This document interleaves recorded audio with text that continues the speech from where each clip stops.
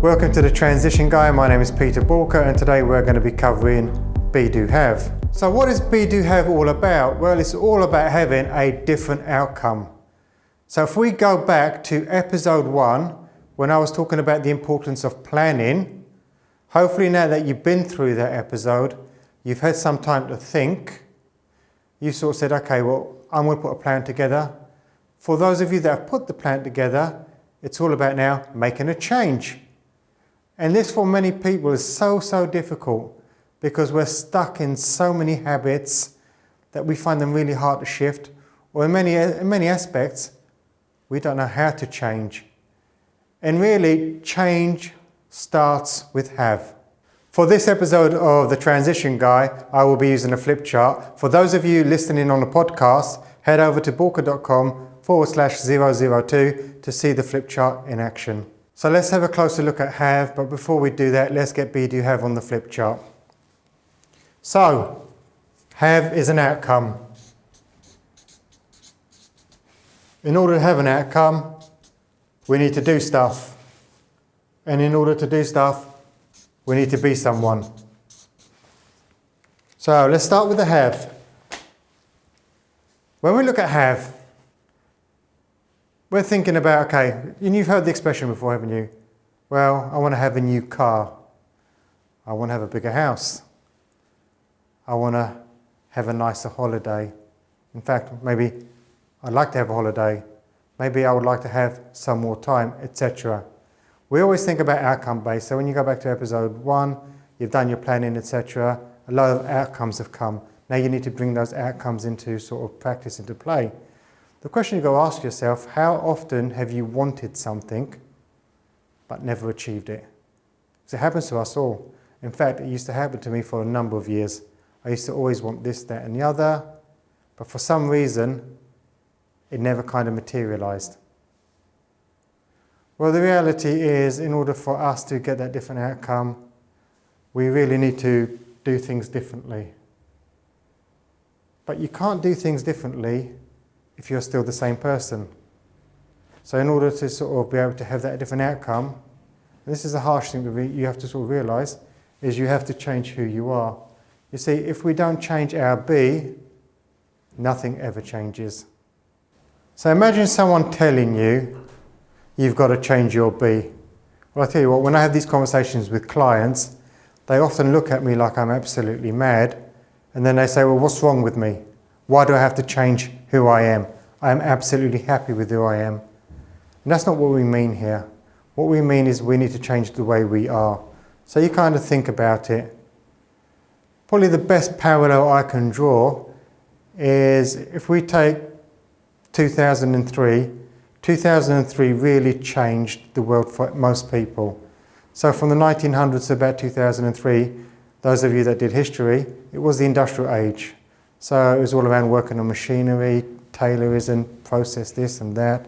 It's all around not so much how smart you could work, but how hard you could work. Yeah, working smart and hard together got you even more credibility. But those days you could work really hard, get by and get what you want. 2003 changed the whole landscape of how we communicate, how we think. Back in the old days, we had to go to the library to get books and sort of get knowledge. These days, you've got smartphones, internet, tablets. It was the beginning of that era. And it was what we now know as the digital era, or the knowledge worker age. Then came 2008, and 2008 was the beginning of the great financial crisis, mini depression, whatever you want to refer it to. And a lot of people thought, okay, well, we don't know how long it's going to go on for, and what's going to be the outcome when we come out of it. And a lot of people expected us just to bounce back like we did in previous recessions. But the reality is, it's 2017 and still a lot of people are saying, well, do you know what, it's still tough out there. And really, this is the height of the economy. This is as good as it gets. It's brilliant out there, business is booming, yet many people struggle. The reason many people struggle is they're really operating on an old operating system, an antiquated system, because they've not changed who they are. And really, being in the digital age, or the knowledge worker age, we need to change now. If we don't change who we are, the way that we think and the way that we work, we're going to become obsolete. And you know those sort of haves that we want? It's It's never going to happen. So that's what I mean about changing the B. Now some of you are going to be saying, well, I've done all of that and I'm still not getting the outcome. Well, there's a caveat to what I've said. Because mindset and actually how we see ourselves, how we think about ourselves, plays a really important part.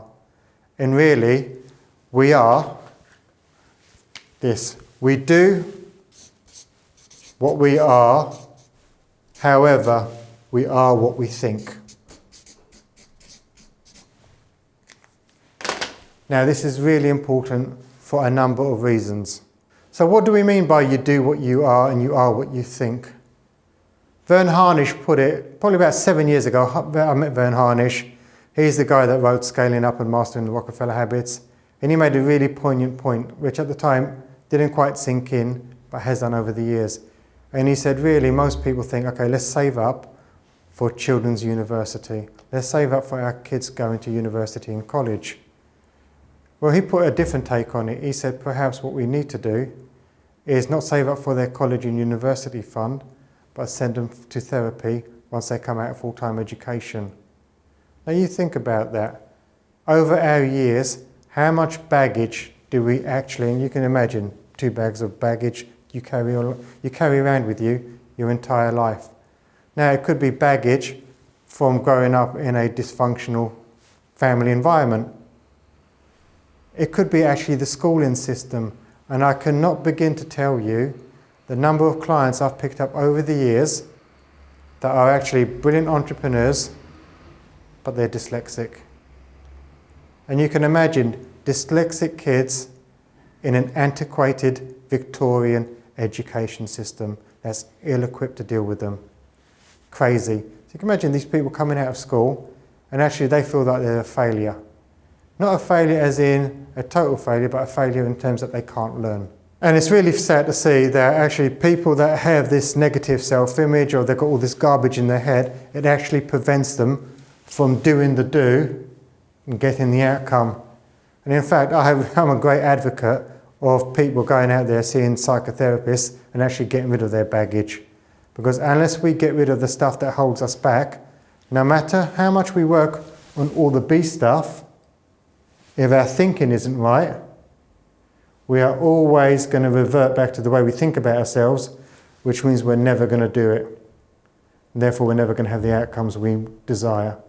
So it's about making sure that we work both on the B and the thinking together so that we can execute.